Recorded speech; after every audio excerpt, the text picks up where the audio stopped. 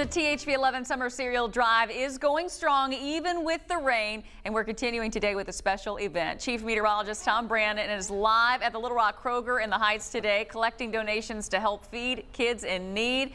Hey, how are you doing, Tom? Amanda, it is so good to see you. Well, I really can't see you. I don't have a TV screen, but it's great to hear from you. This Tuesday afternoon, it's the noon hour, and we are at the Heights Kroger location, or as Craig O'Neill would say, the Heights K. Roger location. Special guest appearance from someone, possibly Craig O'Neill, coming up a little bit later. You know, it's easy to make a donation to the THV11 Summer Cereal Drive. When you come on out, hey, Tom, I don't want to go get any cereal. So we know what you can do to help us. This is Theba Lally. She's on the vine. Theba, demonstrate how it's easy to take your credit card or somebody else's credit card and slide it into the little food bank credit card machine. It's like a casino. And it's $10. And it makes you feel really special because it makes all those fun sounds. Yeah. I didn't mean that much. It's like a casino. It's like when I go to the casino, I'll make a deposit and never get anything back, but you're helping kids here in Arkansas. More on the Summer Cereal Drive. We'll tell you where we're going to be down the road here in a few minutes. Plus, we do have a special guest here at the Heights Kroger location. Come see us, although it's wet. Back inside of you. In other news, Pine Bluff police are investigating after a 14-year-old girl was shot and killed. Officers responded to the intersection of 23rd and Maple Streets overnight, where they found the girl in a car. She was pronounced dead at the scene. Police say they won't be releasing her name due to her age. No arrests have been made so far. This is the city's 9th homicide of the year. And there is a new bipartisan report from the Senate out this afternoon saying law enforcement should have been better prepared for the January 6th assault on the U.S. Capitol. It identified security and intelligence failures surrounding the attack. Natalie Brand has more details from the White House. A new Senate report says Capitol intelligence saw social media posts as far back as December about a plot to breach the Capitol, including maps of the buildings and tunnels and threats of violence against members of Congress. But it adds that the Capitol Police Force's Intelligence Division did not convey the full scope of known information to USCP leadership, rank-and-file officers, or law enforcement partners. Part of the reason it was overlooked is people were saying, well, this just can't happen. These groups of folks, they can't do that. Well, now we know they can. The more than 100-page document was the result of a joint investigation by the Senate Homeland Security and Rules Committees. The Democratic and Republican leaders sat down with CBS News. What was the most surprising breakdown or failure that you learned about through this investigation? The intelligence failure. How long it took the Defense Department to respond. There just wasn't a plan ahead of time. The report mentions former President Trump's speech to his supporters the morning of January 6th, but it does not dig into specific root causes of the attack. Our job was not to go back and talk about what happened in terms of the motivation. It was about, okay, once it happened, you know, what did we do here in the Capitol and how could this have happened? In a response, U.S. Capitol Police said in part it welcomes the analysis and agrees improvements are needed specific to intelligence analysis and dissemination. However, it insisted that at no point prior to the 6th did it receive actionable intelligence about a large-scale attack. Natalie Brand, CBS News, Washington. The bipartisan report recommended more than 20 changes, including appointing a new police chief and giving him or her more authority to prepare for major events. It also calls for bolstering training, improving communication between law enforcement agencies, as well as across federal, state, and local governments. A year ago, one of the industries hit hardest by the pandemic was hotels. Fast forward to now, and things are bouncing back in a big way.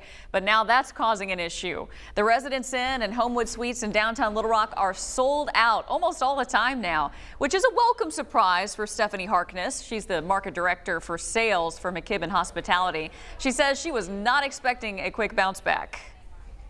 Metrics last year were telling us that we wouldn't get back to this point until 2023.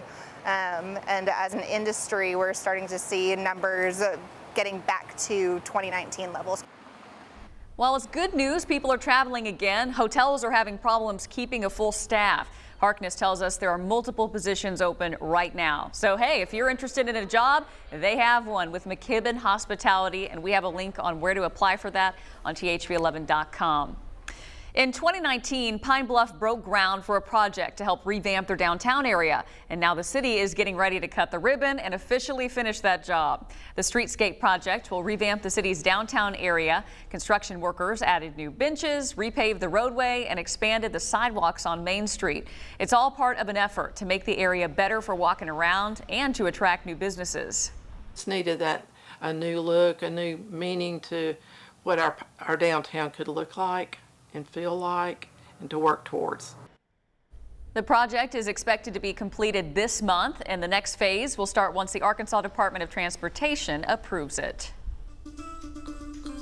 We have a troubling new report from the Department of Homeland Security saying more than 2,100 kids may still be without their parents despite recent efforts to reunite them. Vice President Kamala Harris is in Mexico today to address the root causes of the immigration crisis after visiting Guatemala yesterday. Ed O'Keefe is in Guatemala City. Vice President Kamala Harris arrived in Mexico last night. Before arriving, she said the focus is on bolstering a partnership with our next-door neighbors. Harris is continuing her first foreign trip since taking office, a tour that included a stern warning to would-be illegal migrants. Do not come. Do not come. Hoping to alleviate poverty and crime that drives many to make the trek north, the Biden administration has committed more than $300 million to the region. I have asked you what would bring the people of Guatemala hope. As Harris met with civic and business leaders, she announced that the Departments of Homeland Security and Justice are launching a new task force targeting transnational crimes like human trafficking. And across Central America, the State Department will begin promoting legal ways to immigrate to the U.S. But she's also using the trip to raise concerns with corruption across Central America. Do you consider the governments of El Salvador, Guatemala, Honduras, Mexico, or any other in this region to be corrupt? So, on the issue of corruption, the conversation that I had with President Giammattei today was very frank and very candid, and I think this is a quality that he and I appreciate in each other. I pressed Guatemalan President Alejandro Giammattei about critics who say that when it comes to corruption, he's part of the problem. How many cases of corruption have I been accused of? I can give you the answer to that. 0. Back in Washington, Republicans like Senator Lindsey Graham question if the renewed American investment in Mexico and Central America is worth it. I think the money alone won't fix that problem. People are going to keep coming by the hundreds of thousands until we change our laws.